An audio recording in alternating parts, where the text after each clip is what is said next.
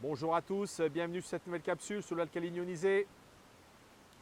On va aujourd'hui parler d'un pH très précieux que vous possédez sur votre ioniseur, qui est le pH 2.5, qui, je vous le rappelle, est un pH d'eau acide, appelé acide hypochloreux en termes scientifiques. Alors je vous le rappelle, cette chaîne n'a vocation de faire aucune allégation médicale, je ne suis pas médecin. Si vous êtes malade, c'est bien sûr un professionnel de santé qu'il faut voir.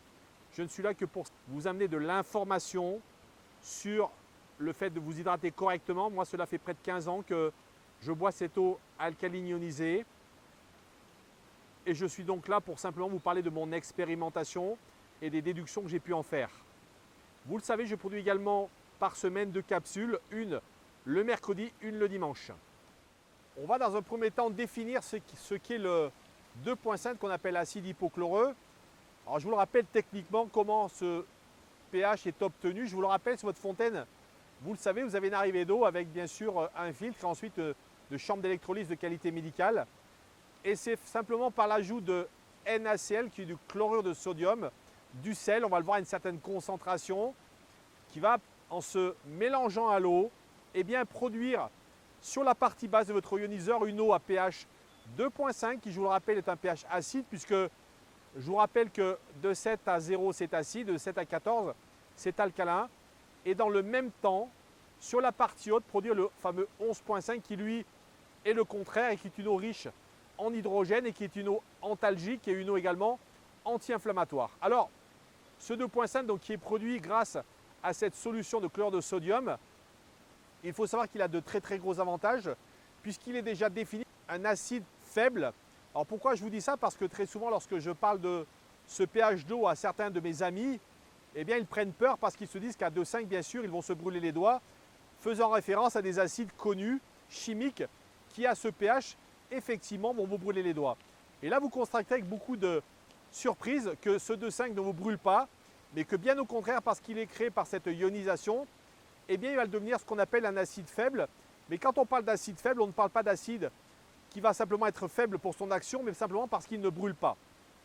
Et en l'occurrence, eh bien, on va obtenir une solution capable de tuer beaucoup de microbes. Alors quel est le champ d'action ce 2.5?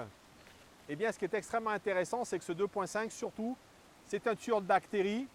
Et pour vous citer notamment les plus importantes, je vais vous citer bien sûr les salmonelles, les staphylocoques, les fongiques, donc tout ce qui est champignons, le E. coli, les hépatites, mais également dans un jardin, il va pouvoir tuer des limaces, des moustiques, des mouches, des fourmis, des puces, des araignées, des acariens, parce que, encore une fois, son pH est tellement acide qu'il a cette propriété extrêmement intéressante.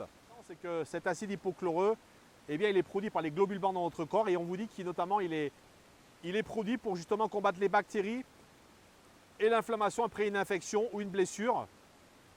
Cet acide hypochloreux, il a pour pouvoir d'éliminer les organismes dangereux sans pour autant nuire à l'organisme. Donc c'est aussi une de ses grandes qualités, c'est le fait qu'il ne va pas vous nuire en termes d'action sur votre peau. C'est pour ça que je dis qu'il s'agit d'un acide faible et c'est véritablement là que est tout son intérêt.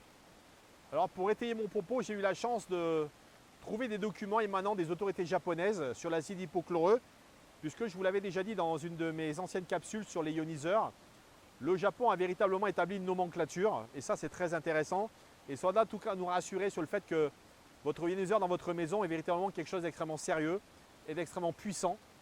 Et par exemple, ils vous le disent que vous voyez une solution aqueuse de chlorure de sodium de NaCl à 0,2% ou moins est électrolysée avec la cellule électrolytique, donc dans la chambre d'ionisation, que dès l'instant où tout ça est séparé par une membrane, eh bien en fin de compte, on va obtenir d'un côté un acide qui aura un pH de 2,7 au moins.